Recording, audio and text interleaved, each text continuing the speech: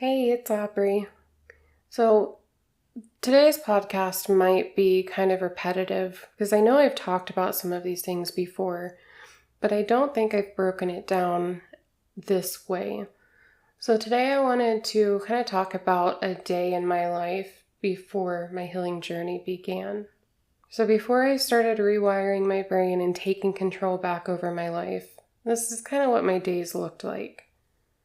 I woke up at 6 a.m. every day. It didn't matter what time I went to sleep the night before. 6 a.m. hit and I was up. I woke up with instant panic and nausea that felt like it punched me in the stomach. The obsessive thoughts kicked in before I even got out of bed. I would have 3 or 4 conversations running at once in my head with a random song or vocal loop playing in the background like static I couldn't shut off. I was exhausted, usually running on 4 or 5 hours of broken sleep, but sleeping in didn't feel like an option.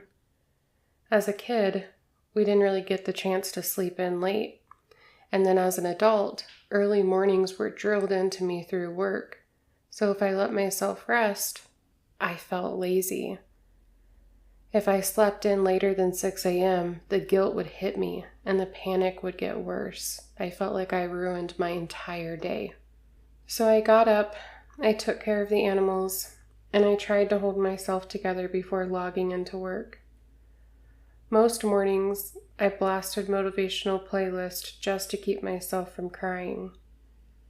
I was already running on fumes, but I had to be on. I smiled, I helped everyone else, and convinced myself that being a good leader meant always putting myself last. I was barely functioning, but no one saw it. The truth? I was drowning. I worked 10 to 12-hour days, sometimes more than 80 hours a week, but I only got paid for 40 hours. I was terrified to set boundaries or say no. So I did the work of others until I burned out. By the time I got off, I was completely numb. I'd shut myself in my room, avoid talking, and cry myself to sleep. And that cycle repeated daily. Arguments, even tiny ones, spun me out.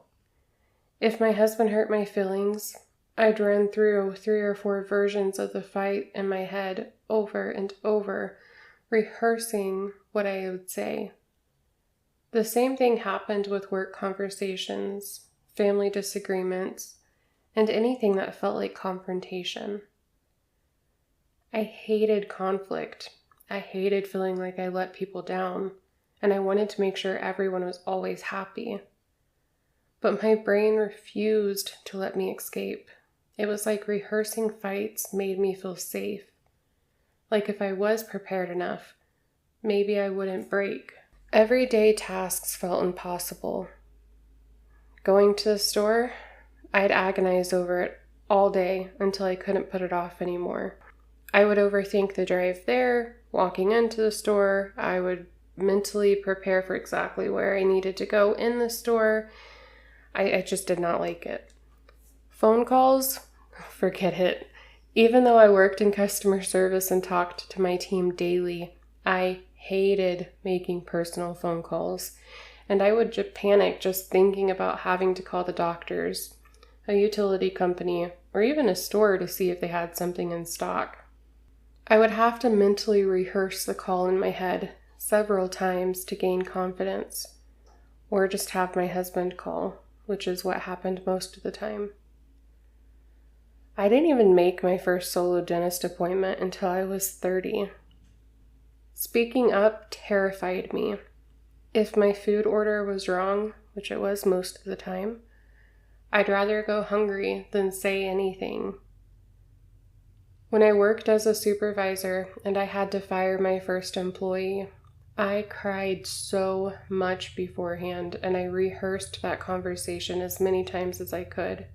And then I instantly cried as soon as the call ended. I felt horrible, and my anxiety ran with that. I also had to handle supervisor escalations, and those gave me such bad anxiety that my stomach revolted. I couldn't eat before 11 a.m. If I ate before 11 a.m., I would be stuck in the bathroom all day from anxiety. I couldn't say no to anyone. In the rare cases that I did, I felt like I needed to give some long explanation as to why I couldn't do what they wanted. People saw this, and they took advantage, and I felt like I had to just say yes to anything, even things that made me want to cry. That's when I reached a breaking point. I was battling so many thoughts in my head on a daily basis, all day, every day. My mind was in chaos.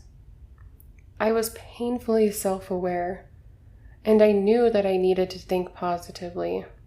I knew that things could get better, but the louder voice told me to just give up.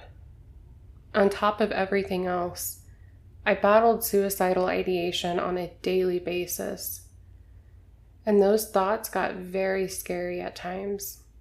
Some days, I got terrifyingly close. I would look up ways to overcome this. I would try to use coping mechanisms that I learned as a child, but nothing really stuck. I felt like it wasn't going to work, and since I approached it with that mindset, I didn't allow anything to work. One day, I told myself I can either keep living like this until I eventually give in to the suicidal thoughts, or I can take control and stop it. I had to make the decision: keep living this way until I give in, or fight for something better. The time was going to pass regardless, so I might as well spend it trying to be happier. That's when I tried somatic practices, mindfulness, and journaling differently. I started forcing positive thoughts to meet every negative one. I had to show myself that I was in control, not my ego. Once that happened, I was able to start rewiring my thoughts and beliefs. I told myself I have nothing more to lose. I can try and see what happens, or I can stay the same. But either way, time will still go on. And for the first time in my life, something shifted. The chaos quieted, not gone. I still had intrusive thoughts and nerves, but the endless spirals, the fake arguments, the noise in my head, it stopped. Silence felt so foreign that it scared me at first. But then I realized, this is peace, and this is freedom. Now, these days, I wake up with excitement instead of panic. I don't live for everyone else anymore. I quit the job that was draining me dry, and I threw myself into learning everything I could about the brain, healing, and happiness. I still get nervous about things I used to avoid, like phone calls, being seen online, even errands. But the difference is night and day. The nerves don't stop me anymore. I don't let fear dictate my life. I use it as proof that I'm still moving forward. I still deal with functional freeze and burnout from years of being overworked and people pleaser, but now I know it's healing. Every day it gets lighter. And the biggest shift, I'm not a prisoner of my own mind anymore. For the first time ever, I feel in control and I feel free. If any of this resonated with you, if you wake up with dread, if the spirals feel endless, if the silence scares you because it's unfamiliar, you are not alone. I've been there. I still have days that are harder than others, but healing isn't neat. It isn't linear, but it is possible. If you are in the middle of it right now, I want you to know that the first step was deciding to try. The next step is choosing one small thing to do for yourself today. That's it, just one small thing. Thank you for listening to this piece of my story. If you want more honest days in the life or tools that I used, like somatic practices, mindful techniques, journaling prompts, send me a message, write me an email. I'll share whatever helps. You don't have to do this alone.